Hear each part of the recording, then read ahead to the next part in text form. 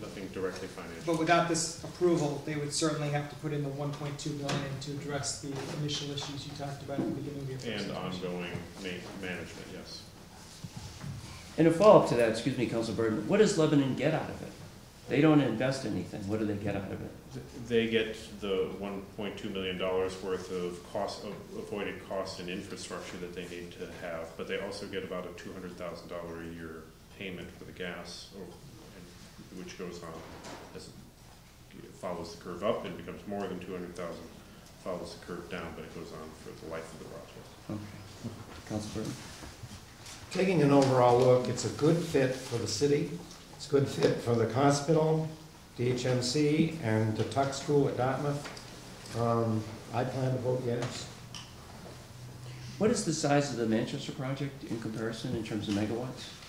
It's much, much smaller for power generation, but it's large for the agricultural facility and for the job creation. So whereas the Lebanon facility is 1.6 megawatts, will grow to about 2.5 megawatts. It is 9 jobs. In Manchester, it is half a megawatt, but it doesn't even go to the grid. It goes to the greenhouse and heat and energy for the greenhouse. But it's a 20-acre greenhouse. It's 100 jobs. It's a huge facility comparatively. Okay. Yes. What is the impact on the private farmers already in business without subsidies for their corporate subsidies for their vegetable farms? If you're growing a 100-employee farm into their market share?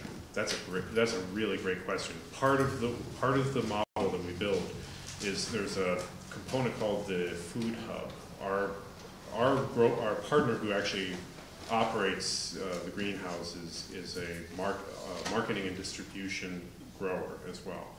And what we do actually is we fit our products in. First of all, there are very little competitive year-round growers. So for tomatoes and lettuces and things like that during the winter time, generally it doesn't exist.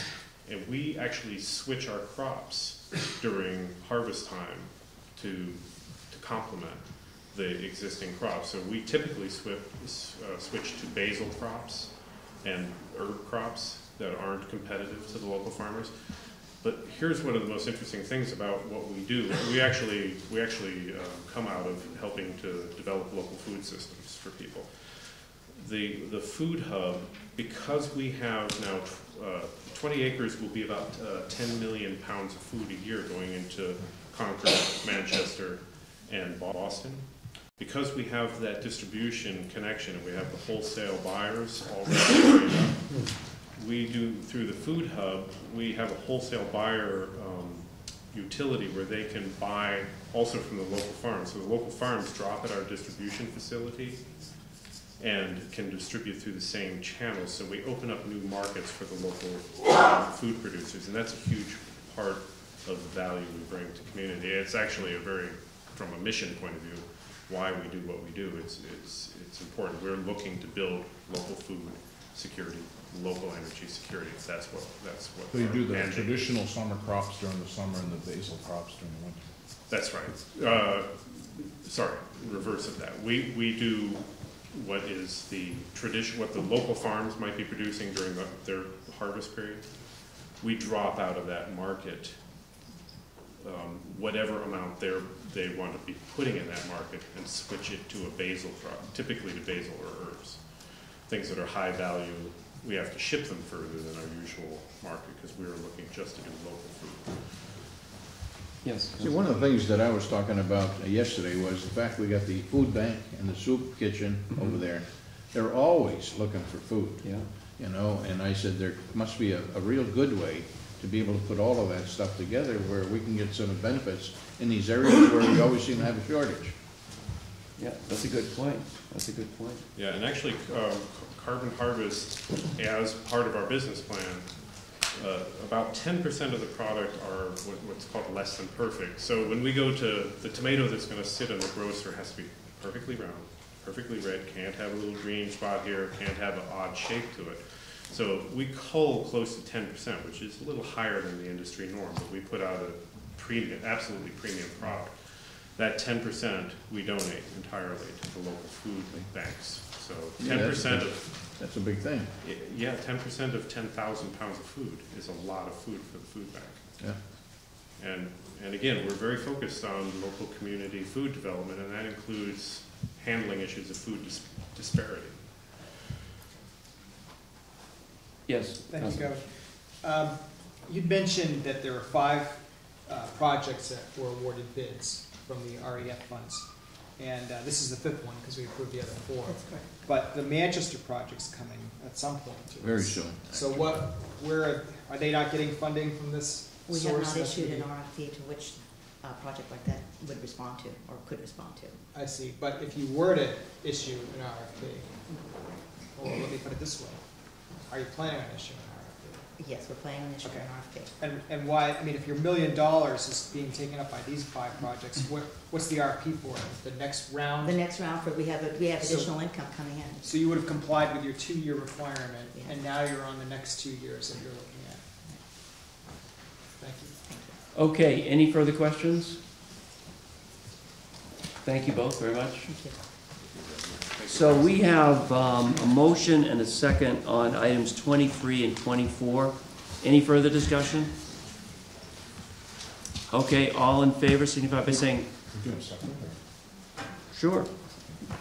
We can do them separate. Okay, so motion is second on item 23. Any further discussion? All those in favor signify by saying aye. Aye. Opposed? Motion carries. We have a motion and a second on item 24. All those in favor signify by saying aye. Aye. Opposed? No. Okay, so item 24 is adopted.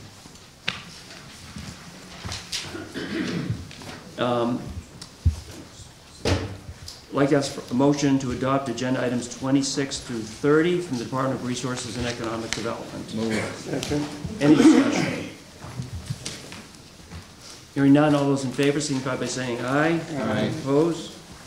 Motion carries. Motion to adopt agenda item 31 through 33 from our good friends at Fish and Game. Move. Second. Any discussion? I know where they can get some fish food now. Hearing none, all those in favor signify by saying aye. Aye. Opposed? Motion carries. Motion to adopt agenda item 34 through 40 from Department of Environmental Services. So moved. Second. Any discussion? Hearing none, all those in favor signify by saying aye. Aye. Opposed? Motion carries. Motion to adopt agenda item 41 from the Bureau of Licensing and Certification, Health and Human Services. Move. Second. Any discussion? Hearing none, all those in favor signify by saying aye. Aye. Opposed? Motion, I'm sorry, Nope, that's fine, sorry, I'm good. Thank you. you okay? Motion carries. Motion to adopt agenda item 42 from Public Health Services, HHS. So moved. Any discussion? Hearing none, all those in favor signify by saying aye. Aye. Opposed? Motion carries. Motion to adopt agenda items 43 and 44 from the Division for Children, Youth, and Families. So moved. Second. Second motion. Any discussion? Hearing none, all those in favor signify by saying aye. Aye. Opposed? Motion carries. Motion to adopt agenda items 44A through 44C from the Division for Juvenile Justice Services. Move. Second. Any discussion? Hearing none, all those in favor signify by saying aye. Aye. Opposed? Motion carries. Motion to adopt agenda items 45 through 47 from the Bureau of Behavioral Health. Move. Second. Any discussion? Hearing none, all those in favor signify by saying aye. Aye. Opposed? Motion carries. Motion to adopt agenda item 48 from the Bureau of Drug and Alcohol Services. So moved. Second. Any discussion? Hearing none, all those in favor signify by saying aye. Aye. Opposed? Motion carries. Motion to adopt agenda item 49 from New Hampshire Hospital. Move. Second. Any discussion? Hold on a second, Governor, let me just Okay. find it here. Councilor Sununu.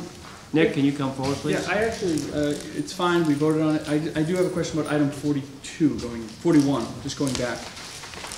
My question is simply, this is the continuation of a salary adjustment, I Yes. believe? Yes. Why, and this is a continuation of a period of a few years.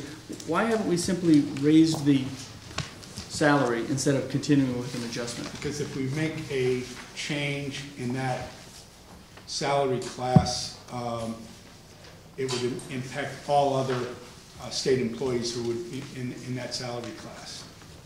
Ah, right, okay, sorry, took me a second. Okay. Great, thank you. Some other areas may not be having the same issues that we do.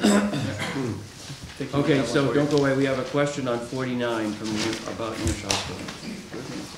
Yes, Commissioner, I was looking at this particular item, and the company that was the current provider for, they were the lowest bidder, have the highest number of points, but you're saying they refused to comply with the federally mandated exhibits and package. I mean, what could be a problem with that when they've been doing it for years? What did they introduce that's so new that a company that's been doing it for years can't meet the requirements or doesn't want to? I do not know the answer to that, Council.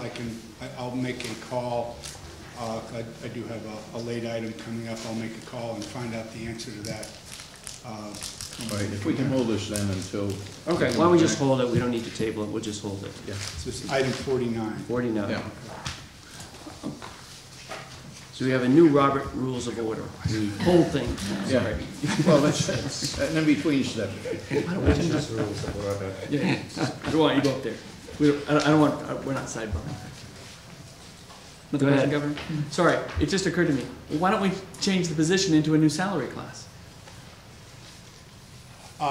I totally get why you don't want to, but why wouldn't you just get it, as opposed to just doing adjustments every year for this one position? That I don't know. That might be a question that might have broader implications than just our department. I imagine so, but, okay, Counselor, I'd be happy to ask the Director of Personnel to look at that, to see if that's yeah, possible. nothing to hold the item up, but I assume there's some logical answer there. Either way, it's appropriate for the money to be done, appropriated at this time, but it seems like if we've been doing this for 3 or 4 years, you might just want to move the position into a new salary class, so we don't have to look at it again. I'll ask her the question of why that hasn't been pursued. Great, thank you. We have had situations where we have done that and then not needed to do that because the market changed. Oh, the market moves, yeah. Okay, thank you. Thank you, Governor. Okay. A motion to adopt agenda item 50 from the Board of Licensed Dietitians. Second? Any discussion? Hearing none, all those in favor signify by saying aye. Aye. Opposed, motion carries. Motion to adopt agenda items 51 through 53 from the Department of Education. Second. Any discussion? I'm sorry, ahead. is the commissioner here? I don't see, who's here from the Department of Education? Oh, sorry, hey, don't worry. Okay, that's okay. Okay. Separate item, separate question, thank you. So 51 through 53, all those in favor signify by saying aye. Aye. Opposed? Motion carries. Motion to adopt agenda items 54 through 57 from the Department of Safety. Move. Second? Any discussion? Yes, Governor, John, under 54, are these patrols going to be moved around? I emailed you about the intersection up in West Lebanon, based on my experience having been there one day with Peter Thompson and Chief Alexander. Who determines where these are going to be done? You and... Good morning, Governor, Council members. Operation Safe Commute is a statewide program. It was really brought when the Colonel really started that, realizing we have a lot of more driver-distracted accidents during commuter hours. So it's a statewide program. It's actually the private-public partnership. We're partnered with the Truckers Association and the general contractors. These grant dollars here are for state police patrols, and if you look, they go on. We're going to be holding these throughout the year. If you go down, starting in October, they're going to go all the way through till September of 2012. So these patrols are going to be, we're going to have patrols, not only these overtime funded patrols, but we're going to have all our resources, including command staff. You know, we'll have some in-house people. They're all going to be on the road. And they're going to be throughout the state. And it's going to be data-driven, you know, where the accidents are occurring.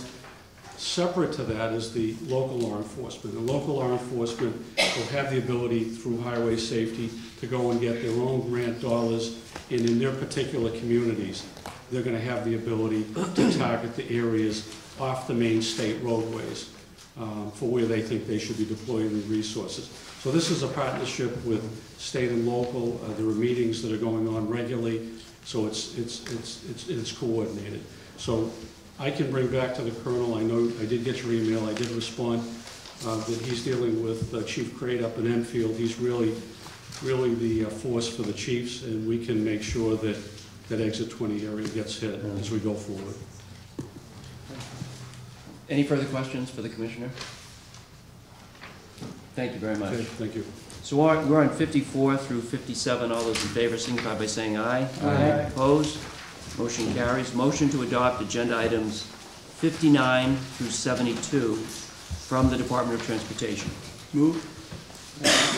We have a motion and a second. Any discussion? Councilor Sununu. I have a question on item 64. 64. Hey, Chris. Good morning. Morning. Wish I didn't see you back there. Oh, I've been here. You've been hiding. Thank you for coming up, Commissioner. I know we spoke about this project a bit yesterday, and I talked to the folks at the airport. And to be honest, I think a lot of my questions were answered, so I might be a little bit redundant just in terms of public perception. Okay. This project, just to be clear, is looking for, it's about a $3.4 million project for solar panels to be put on the top of the garage at Manchester Airport, correct? That's correct. And it will be the biggest solar panel array in New England or something? I'm like not that? sure of the size, okay. but is that the case? Well, they know. There's a representative of the airport here. If you have any questions, Oh. you can answer. Oh, that'd be great. Yeah. Hey, boy. Identify yourself so they know who you are. Identify yourself. Yeah, I'm Richard Fixler from Manchester Boston Regional Airport. I'm the Assistant Director for Engineering and Planning at the airport. Terrific. This will be one of the largest solar arrays? It will be the largest in New Hampshire, where it's 525 kW. I think the next largest one is about 80 kW. How big is it physically, out of curiosity? Physically, take up an acre on your garage or half How an many acre? parking spaces is it taking? How many parking spaces does it take up? That's a good question. Well, we're not going to lose very many parking spaces because it's going to be built on canopies where we're going to be able to park underneath. So the top deck of the garage has 800 parking spaces. We're going to be down to about 720 with this So installation. you lose about 80 spaces? About that. Yes, You lose 80 spaces? about that. It's because it has to be reconfigured, the parking has to be reconfigured to accommodate the canopies. The top deck of the garage, or the garage itself, is 800 feet by 300 feet. This is going to take up about three-quarters of that area. How much revenue do you lose in those 80 spaces? At We $17 a day? Well, we really don't, because the projections are that we don't need all that parking. As you may know, the number of passengers using the airport has declined pretty steadily since 2005. So we've gone from 4.4 million passengers down to about 2.7. Even at the 4.4 million passengers, we did not use the... You rarely had garage. people parking up there anyway, Right. even on busy holiday weekends. That's correct. Thank you, Bill. In fact, I was told yesterday that you shut down at upper level in the winter to save money on plowing. So That's where correct. it flows. That's right, that brings up another interesting question. How do you get the snow off the panels?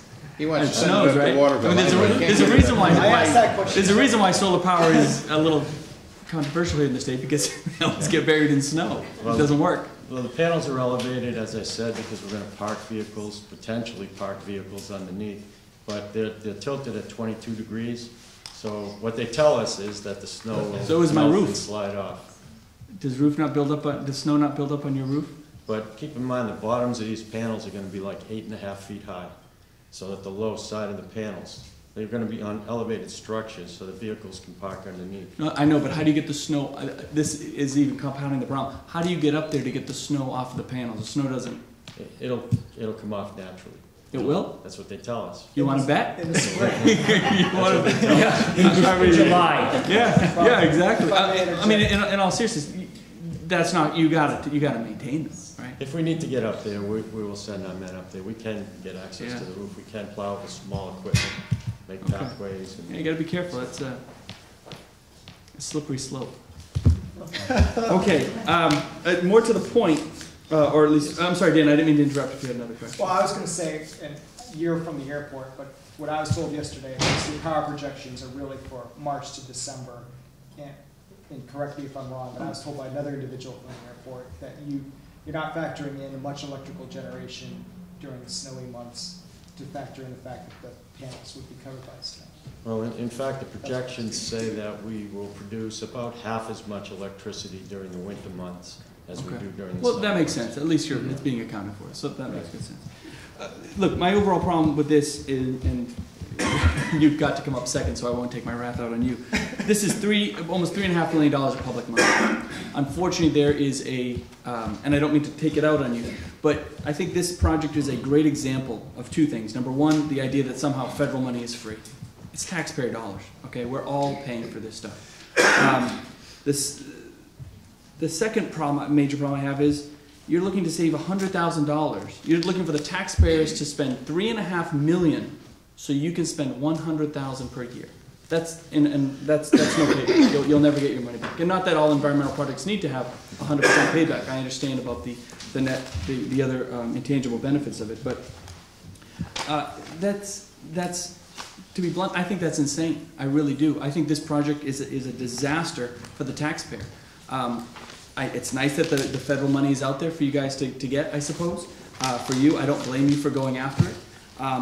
But to ask the council, to ask anybody in this state, to say, yeah, put forth $3.5 million of taxpayer money so I can save $100,000.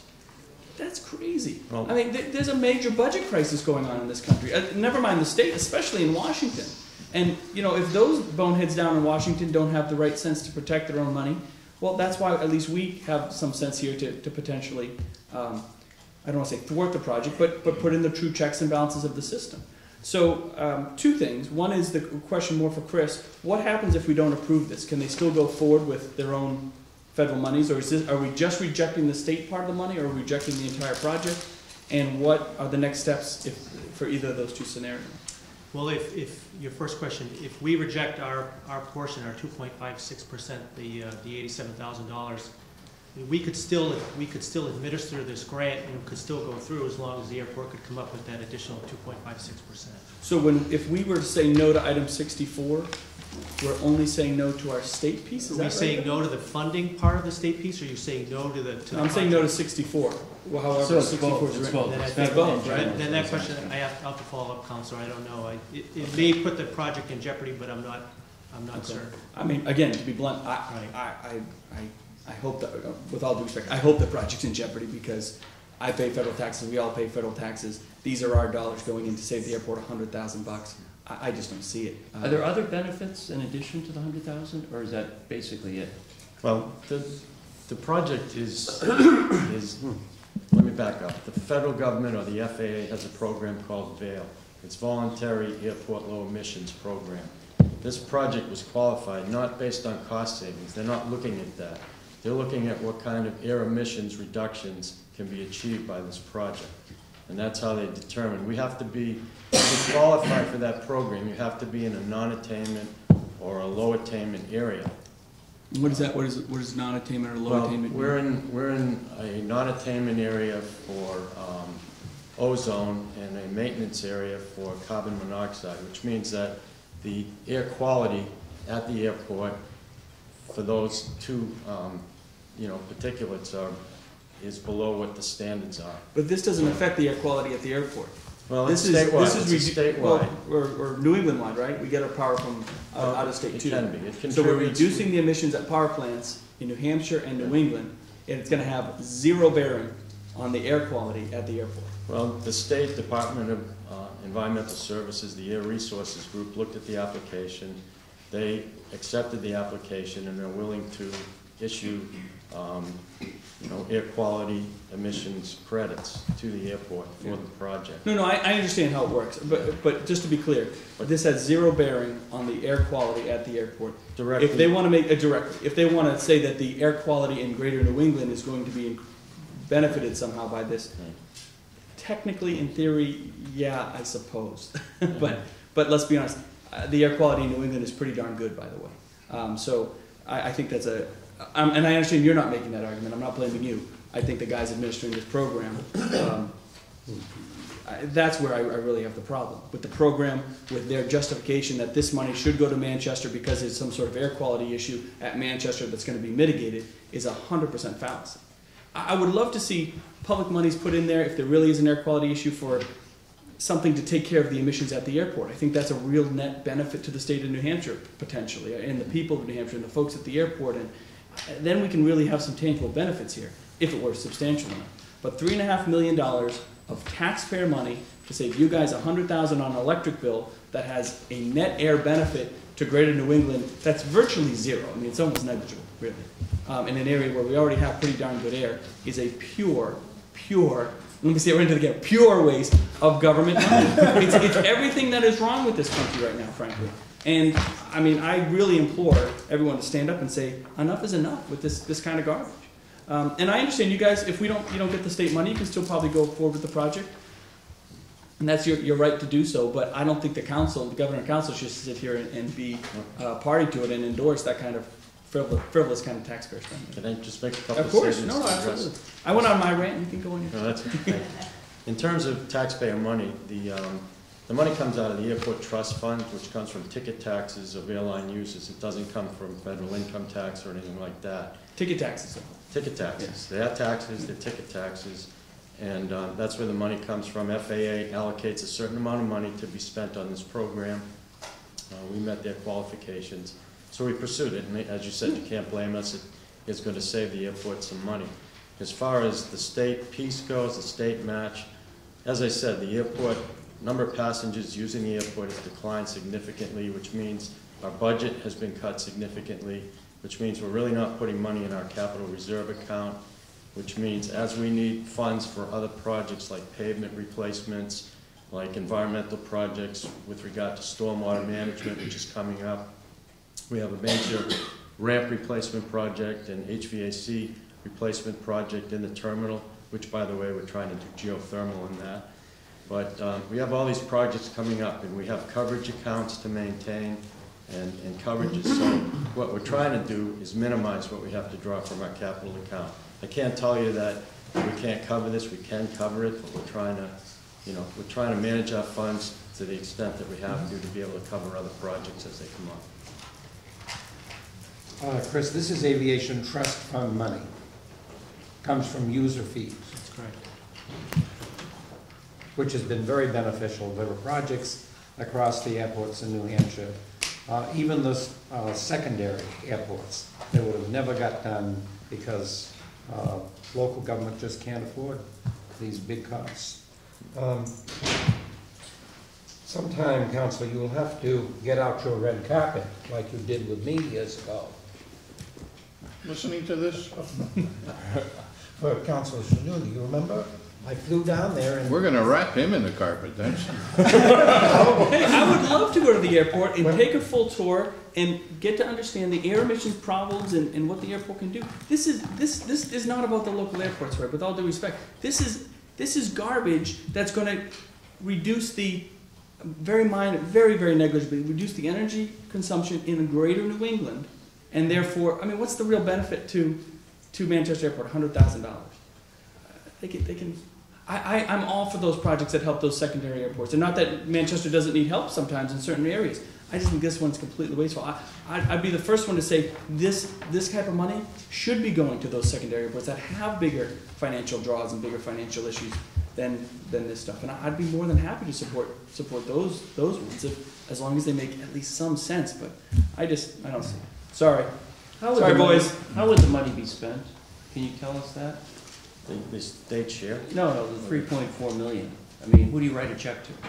Well, we have a design-build contract with a local consulting firm, Benoni Associates out of Salem.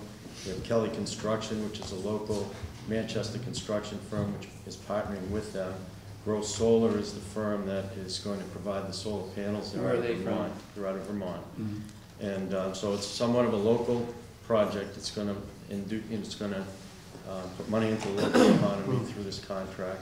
And it'll be spent on the construction, the consulting. We have a consultant who's a local consultant as well that's working directly for us, as well as some environmental firms. So we basically have, it's a local project, and from that perspective, I think it's a good thing as well. Okay. Any further questions? Yeah. Councilor Reserve. Apparently, there's a big pot of money that the FAA has access to, you know, with these fees that you pick up at the various airports. So they apparently do have a lot of money. None of that really impacts on what we're talking about tax-wise. What you're talking about really is spreading it into areas that you think are more important than, say, the use at Manchester Airport. As I can listen to you, and that's what I hear. You know, so presumably, somebody came up with a project of this nature and said everybody can apply for it, I guess in New Hampshire, and you filled out the application and papers and were selected by the FAA to receive this award. Is that correct? That's correct. All right, so I don't know where you go after that. You know, you can reject it. You know, and say, well, it's not too important, but everybody had an opportunity at it, including all the secondary airports. And I know you probably don't want to hear this, Councilor, but the FAA has a certain amount of money in this pot, this veiled pot, that they need to give out. They try to give it out every year, and I know that's somewhat part of the problem we have, but I mean, it's there. If we didn't get it, somebody else probably would have gotten it, or maybe it wouldn't have been given out, I'm not really sure. Maybe it wouldn't come to New Hampshire, you know. But it wouldn't come to New Hampshire, Right. that's right. Councilor St. Hilaire, you had a question? Maybe more of a comment and then a proposed amendment. But I understand Councilor Sanudo's concerns, and he has some valid points. I would rather see in the general fund, I understand how the $3 million is coming from basically a tax on the tickets. But in the general scheme, if the federal government were to provide $3 million to homeowners to buy new windows and use less fuel and thereby reduce the impact on our environment of fossil fuels, I think that would probably be a much nicer way to go back to my constituents and say, this is what we're doing for you. But on the other hand, the $3 million, as was just pointed out, is either going to go somewhere else. I'm a state officer. I don't have any control over the federal budget or how they do things. So all I can do is look at the state monies going into the project. I do support any kind of job creation in this area, knowing that the money would go somewhere else and create jobs somewhere else. But I am concerned about the state's match. And I know it's only $87,000, but considering this comes really through the DOT, and we've just been doing gasset hearings, and so many communities are in need of monies for roads and things, and I know this is going for airports, but I would propose an amendment that removes the state's 2.5% contribution to this project, the $87,937 to this. And I've been told yesterday and apparently today as well that the project will still go forward even with that money's removed. And I would feel comfortable moving forward on the whole thing if that amendment were attached to it, assuming it's approved by the rest of the council. Who's going to make up the difference? The city? The airport. The airport. Airport. Yes. All right, so it's going to come out of your, well, they're an enterprise. Well, they're an enterprise, plus their return is $100,000 a year. So really, in 2 years, even with our $87,000 removed, in 2 years, they're going to realize their investment. And after that, it's all going to be profit for them. So we should ask our legal counsel people over here whether we can do this before we do it. And you understand what is being proposed here? We're on item 64, and Councilor St. Hilaire is proposing an amendment to item 64, which would delete the 2.56 general fund piece. These are contract documents that have already been drawn up with the terms called, so if there's an inclination to do that, then what this should be done is to reject this one and come back with different terms than rather just amending the document that we have here. Where are you in the timing of all this? I mean, when would you want to start construction? We signed contracts yesterday with the design build team, and we're ready to move forward with the project. They want to start construction within about well, the next 2 months or so. They have to do design work first, it is a design build. You know, your Governor, you know, I don't think tabling this is going to impact very much the project. And Ann apparently has some concern about whether they can do this or not. I think we ought to table this to the next meeting, have Ann do an investigation of whether they can do that, you know, the 2.5%. And the airport, you know, now you're gonna have to come up with the double match of both, make sure that you're gonna be comfortable in doing that and can do that too. So that would be my suggestion. And we don't know whether, we don't know at this point the effect of Councilor St. Hilaire's amendment would have on the federal funds. Yeah, well, that's why I said give them time, because to answer that off the cuff, I think would be pretty difficult. You know? I don't have a problem tabling it. I just, for the record, want to state that the airport, at least yesterday through one of your bosses, has already said that they would be able to provide the whole 5% match. So from their perspective, they'll provide the whole match. They've already said they will. So assuming the federal government's fine, here who matches it, it'd just be a matter of changing the language of the contract. That's X. In the past, we've taken grants from the federal government without state match. That's good. Okay, so we have a motion to table and a second. Well, it's not gonna impact anything, is it? As long as the federal grant is See, that's what we need to there, find out. Yeah. I can't see how that would be affected. So we have a motion and a second to table item 64. All those in favor signify by saying aye. Aye. Opposed? No. Okay. Are there any further? Did you say no to the camera? I did. Governor, I have a statement I'd like to make. Wait. Do we have, we're still on 59 through 72. Yeah, right. With the exception of 64. 64. So let's just stay on these items first. Yes, Councilor Miller. Question on the last item, I think it's 72, on the camera. What is that camera gonna be used for?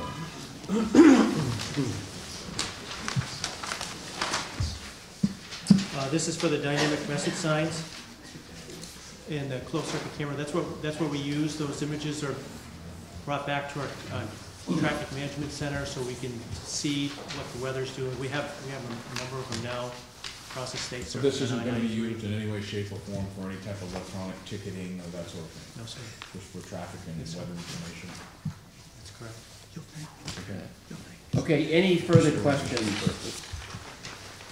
on these items? Again, we have a restated motion to adopt agenda items 59 through 72 with the exception of 64, which has been tabled. Any further discussion? All those in favor signify by saying aye. Aye. Opposed? Motion carries. Now, okay, go ahead. Just to mention, Commissioner Clements did heavy duty last week in District Number 1, an all-day tour. Then he appeared at the Lincolnwood Chamber of Commerce to accept an award from the Border Department. He and his wife stayed the whole meeting. He didn't have to run off, so. That's excellent. Chris, it was a pleasure to spend the day with you. Great. Have you meet some of your frontline employees, people up through the notch. That's a $11 million project that's unfolding up through there, so. And he was were you at the Manchester Chamber yesterday? Because Chris was there at the Manchester Chamber. No. There was a total infrastructure update. It was at the Radisson. And Robin Comstock came out and told me that No, I Chris had did a to great go job. to a wake out of state, so. Okay, but so he's getting around, that's good. Governor, I have another special guest, and you'd recognize me. I recognize you, Council Burton. Yes. For The 140th intern to my office is right over there. Hi. Ben O'Leary from Merrimack, senior at Plymouth State University. He's in your district now, too. The liquor department commissioners have taken him under their wing. He's going to do a ride-around with Chief Edwards that he's arranged. Is he 21? 22. All right. Doing a good job, Ben. Good. Thank you. Welcome. Thank you. You know, Governor, what does 140 interns have to say about Councilor Burton? I mean, there must be a message there of some sort. I know, and he takes 2 interns a year. So you're saying it's been 70 years then. That's a long time on this job. Okay, we have table items. Yep. And I believe that if we go to table item, Change my mind. excuse me? I'm sorry, Your Honor. This has You're been probably too gonna long skip, I'm today. babbling myself here. Hold you in contempt. My own council meeting. No, but you were probably gonna skip over 31, because I told you I wanted to. I was leave gonna it skip over on the 31. table, but Commissioner McLeod has beaten Councilor Sneer and I into submission to the point where I'd like to now make a motion to take that. Speak for yourself. off the Speak table. for yourself. I was in heavy negotiations and deep understanding of the issues at hand, and I've come to real clear realizations and conclusions. What is it? Beating into submission. Okay, All right, would you I'm like to just make a modest about motion to remove from the table I move to items remove 31 item to number 33? 31 off the table. Second. Second. All those in favor, signify by saying aye. Aye. Opposed? Motion carries. I'd like to have a motion to adopt previously tabled items 31 through 33. Well, So moved. Second. Any discussion? Yes, Governor, I'd like to have Commissioner McLeod come up and just give a brief explanation as Okay. to what the balance of the money will be used for. Should he bring his club with him or leave his club back at the? No, I don't want to have him take it out again. Well, actually, I'm here to refute an earlier thing that occurred. Yes, in fact, the old State House did have the Declaration of Independence read, and yes, in fact, George Washington did speak from the balcony, but Councilor Burton was never in the old State House. I just want to make that really clear. Thank you for doing that. This is been an incredibly interesting and long project. This project started well before I was here, and I'm not sure if it really started before. Probably not. It has been around this table before with Councilor Griffin and others, so. And it has gone through a very interesting process. One of the things that did occur is Senator Gregg, when he was a senator, got a substantial amount of funds to allow us to do a study, as a study grant, to really take a look at it and study, because there were a lot of different people that had different opinions of what should occur. As you may remember that at one point, the city of Portsmouth, who owned it, basically the state bought it. At one point, it was going to be reconstructed in Market Square. They would have to tear down a whole bunch of buildings to do that. And then at one point, it was going to get reconstructed in Strawberry Bank. Strawberry Bank decided that's not what they wanted to do. It ended up in a trailer and parked over at Historical Resources. And with this grant, what we're trying to do is come up with, and we're about halfway through it. Basically, as we talked about, trying to get an end product here that just does not sit on a shelf, but that is really usable by the partners who we've worked with across the state. To that end, that's what these final grants are for, is to help us get this finished. Part of what the grant money has been used for, or we're going to use for, is to make sure all of that material is secure. Because, as you said, Councilor, if anybody's ever going to want to rebuild it, it's probably not in my lifetime. But we need to make sure that these things are all taken care of. They've all been identified. We know exactly where they were. There's an electronic image up on our website that shows what part of it is. It's about a third of the original State House as it got moved around. I think the real trick is going to be the folks, whether it's educational, whether it's through cultural and heritage tourism initiatives. So one of the people we're trying to get in are really going to take a look at the economic elements of this. So at the bottom of at the end of the day, it's sort of a platform that anybody who's interested in taking and getting that information will have a place to get it, to use it for educational issues, to use it for cultural and heritage tourism issues, and not just within the state, but around, not only around the country, because it's going to be electronic, hopefully around the world, to show what New Hampshire's place was. This is a long battle. I'd just love to get it finished and done with, because I think it's an important asset that the state owns, and I'd like to make sure we can, it's not just sitting on a shelf. Okay, thank you, Commissioner. So we have items 31 through 33. All those in favor signify by saying aye. Aye. Opposed? Motion carries. Councilor Zurich, would you like to take item 36 off of the I table? would. I'll move that we take item 36 off the table. Second. Any discussion? Hearing none, all those in favor, signify by saying aye. Aye. Opposed? Governor, I will move that we pass item 36. Second. Any discussion? Hearing none, all those in favor, signify by saying aye. Aye. Opposed? Motion carries. Councilor Zurich, what would you like to do about tabled, or the confirmation of Carolyn Beauvier? I'd like to remove that from the table. Okay. Second.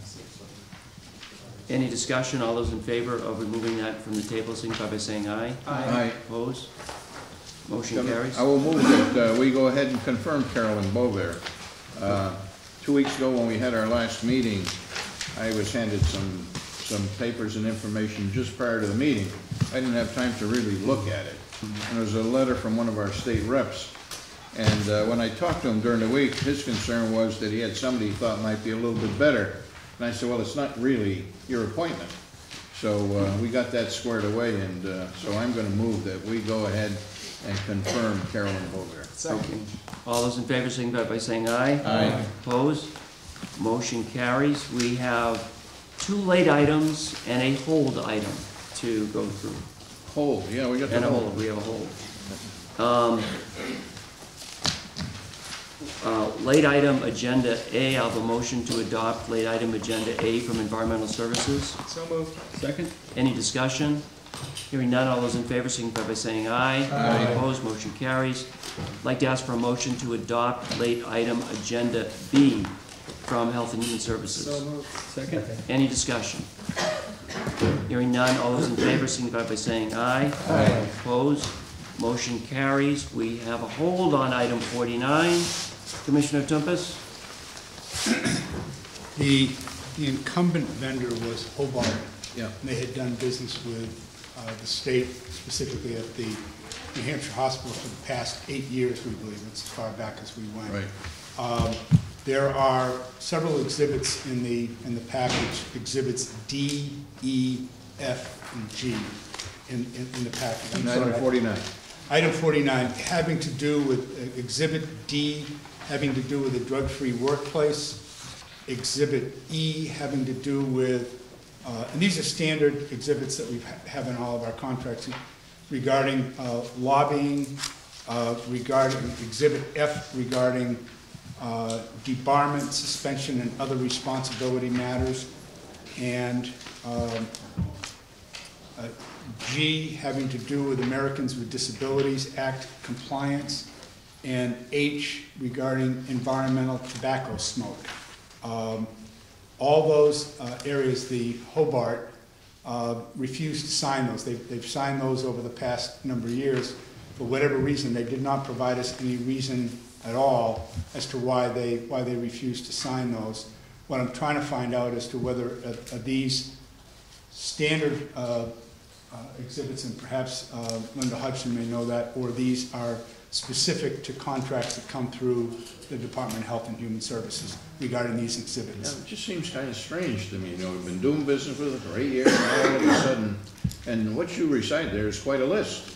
Yes. You know, of items. Those have been parts of the contracts before, haven't they? They have been part of the contract for the So past for 8 years, 10 they've been signing this. What I don't know, Counsel, I asked our people back at the office in the intervening time when you raised it a little bit earlier, was if there was a corporate change. In other words, if Hobart was now part of a different group. They don't know that, so I'm going to try to find that out, but there's nothing there. Those exhibits are specific to Health and Human Services contracts. We don't generally have those as part of other contracts. So the people have signed this before, the company, for the last 8 years. It's been there that long, hasn't it, at least? I don't know the number of years. Yeah, they have, according to our financial manager over at the New Hampshire hospital, said that at least 8 years they have been involved in this. You know, I mean, when somebody's doing business with you for 8 years, I think I'd like to know why the heck they don't want to do business with you. You know, it's been satisfactory, or they wouldn't have been doing business with you for 8 years. As you saw and you noted it in your opening comments on that, Councilor, was that they had the highest score and they had the lowest bid. Yeah. But why they chose not to, I do not know. I will look into it. Because some of these, they are specific to the Department of Health and Human Services, but we do have some exhibits that are required for any contracts that we do where the money is flowing in from any of the funding is coming in from the federal. You know, I'm gonna tell you frankly, I hate to vote on this and not know the answers to that question. To me, it's very important. It's not gonna hurt you any if we table this item, and by the next meeting, hopefully, you'll find out why they haven't been able to, and I will call them too. I would offer to do that because, again, it's, the item is for date of government council approval. So there really is no. All right, then I'll move to table this to our next meeting. Meanwhile, I will talk to Hobart and Linda, or you can talk to Hobart, and we'll find out what it is. Okay, we have a second. Okay. Thank you, Councilor Wheeler. So we have a motion second to table item 49. All those in favor, signify by saying aye. Aye. Opposed? Motion carries. Thank you, Commissioner. Our next meeting will be November 9th, hosted by Councilor Burton at the UNH School of Law. Oh, so we're gonna be in the state. He's really trying to take us up to Canada. We're gonna be right down the street.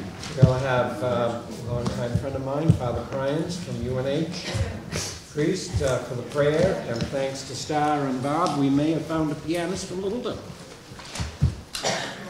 Unless Jen has got something else, Mike. What's that? Yeah, just the breakfast will be there. Then we come back here for the meeting. Oh, okay, so I didn't hear you. Yes, Billy Cryans. We're back at the State House now. Yeah, we go there for the breakfast meeting and come back here for. Would you do a picture and sign a card? I would be honored to do that. I'd be honored to do that. Then we can take the picture. Okay. And I want to get a picture. Thank you very much. Thank you, Governor Lynch. Good job. Good meeting.